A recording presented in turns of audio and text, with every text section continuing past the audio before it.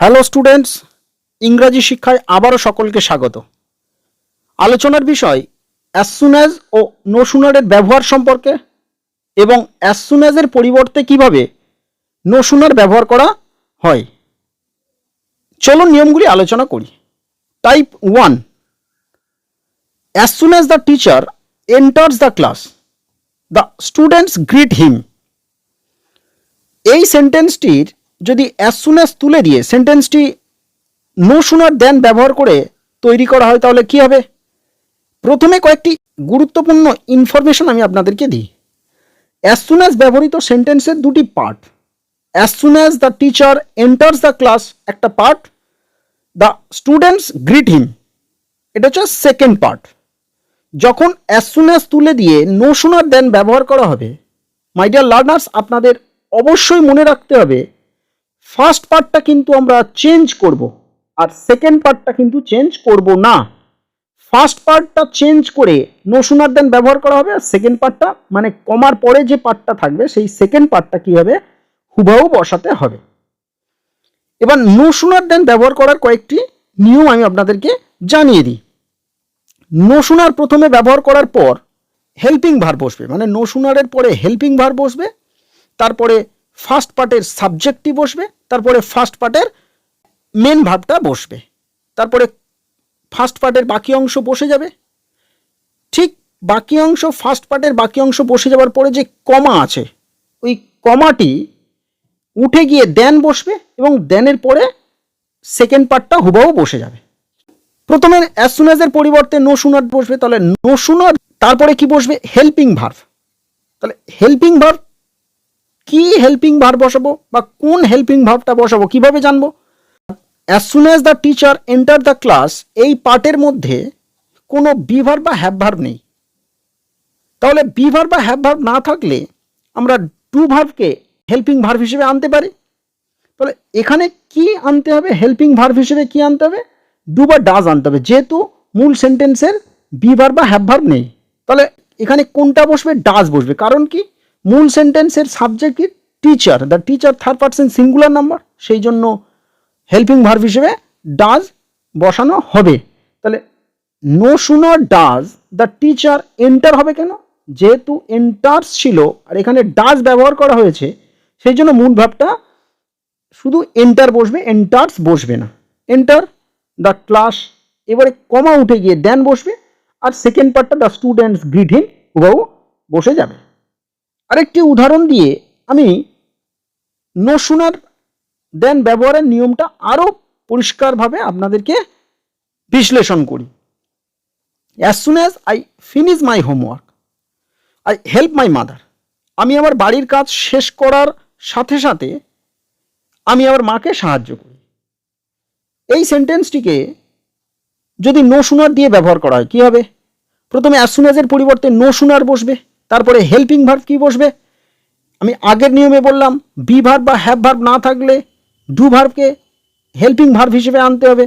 তাহলে এখানে ডু বসবে, কারণ এখানে সাবজেক্ট কিন্তু ফার্স্ট পারসন আছে সেই জন্য ডু বসবে। আর do I finish my homework, তারপরে কমা উঠে দেন বসবে আর সেকেন্ড পার্টটা আই হেল্প মাই মাদার বসে যাবে। Type 2, as soon as I reached the station the train arrived. As soon as I reach the station the train arrive, তাহলে first পার্টটা কি আছে, পাস্ট ইনডিফিনিট টেন্সে আছে। তাহলে এই সেন্টেন্সটিকে যদি আমরা নো সুনার দেন ব্যবহার করি করে সেন্টেন্সটি যদি লিখি তাহলে কি হবে, প্রথমে অ্যাজ সুন অ্যাজ এর পরিবর্তে নো সুনার বসলো, যেহেতু মূল সেন্টেন্সের first part as soon as I reached the station past টেন্সে আছে এবং এই সেন্টেন্সের মধ্যে কোনো বি ভার্ব বা হ্যাভ ভার্ব নেই, তাই ডু ভার্ব আনতে হবে আর ডু ভার্বের পাস্ট ফর্ম করতে হবে, যেহেতু সেন্টেন্সটি কিসে আছে, পাস্ট টেন্সে আছে।